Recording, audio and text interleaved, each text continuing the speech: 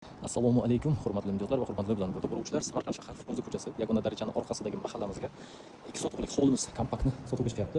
Bismillah. Kirganimizda katta darvozaxona bo'lyapti. Uyimiz полностью ta'mirlangan, high-tech asosida. Kamera, nablijdenigacha hammasini qo'yilgan. Fasadi faqat darvoza bo'lyapti. Chiroyli mashaqda gullar qilib qo'yilgan. O'tirish zonasi, letniy tualet, kladovka. Hovlimizning fasad qismlari, tagi полностью podval. Katta darvozaxonamiz tepasida katta mehmonxona qilingan. Fasad qismlarimiz полностью traventin bo'lgan. Jiddiy traventin, mana bu yerda mayda kinosalon zona va letniy kuxnya bo'lyapti. Va podvalga tushish. Endi hozir uyimizning ichini obzor qilib qani ketdik. Podval qismimiz tushganimizda bitta холодный xona deyiladi. Полностью sistemalar shu yerga o'rnatilgan, derazalari bor. Darvozaxonamiz tepasida shundoq ikkinchi etajga chiqqanimizda bitta hol, sanuzel va bitta yotoqxona bo'lyapti. Katta ko'chaga qaragan. Umumiy sanuzulimiz.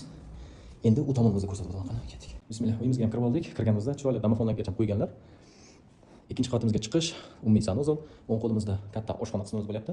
Televizorlargacha qo'yganlar, panoramli uy, kerakli barcha mebel, jihoz, texnika hammasi qo'yilgan. Mana bu yerda umumiy sanuzul. Kattagina. Uyimiz cho'qli pol bo'lyapti. Tagida garderob qilish mumkin. Lekin tagida mana bu yerda esa mehmonxona qismimiz. Mehmonxonamiz 5 ga 9 metr bo'lyapti. Ajoyib, juda ham katta, chiroyli remontlar bilan. Remontlari qanday chiqqan fikringizni kommentariyga bildiring. Endi ikkinchi etajni ketdik, chapdan qilamiz. Ikkinchi qavatimiz ochiq balkon mavjud. Bu yerda bitta yotoqxonamiz. Tayyor spalniy garnituralari bilan televizor, tremozona, o'zini ichida sanuzul, dushman kabineti qilingan, bittasi garderobni.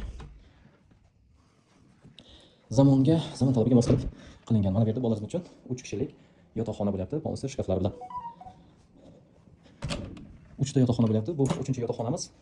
Polni spalniy garnitura, kerakli barcha sharoitlar hammasi qilib qo'yilgan. Ilohim hammamizga mana chiroyli uylar olish nasib etsin. Siz videoga bitta like bosib, obuna bo'lishni unutmang. Ikkinchi qavatimiz ham cho'qli pol bo'lyapti. Balkonga chiqamiz. Balkon qismimiz. Samarqand shahar Frunze ko'chasi, Abdulhamid Cho'lpon ko'chasi deyiladi. Ya'ni Frunzedan Selsxozga uzatadigan yo'lga, Yagona darajaning orqasida 2 sotuvlik hovlimiz, 6 ta xonadan iborat. Letniy zimniy kuxnyasi, podvallari bor. Sanuzallari 4 ta sanuzul bo'lyapti. Kimga agar shunaqa hovli izlab bergan bo'lsa, kompaktni bizga murojaat qilinglar. Narxini 290 ming $8 deyaptilar, ya'ni savdosi bor. To'liq ma'lumot uchun past raqamni qoldiraman. Bemalol telefon qilib aloqa chiqinglar. Videoga yoqqan bo'lsa like va obuna bo'lishni unutmang. E'tiborchi rahmat. Hammamizga mana shu uylar olish nasib etsin.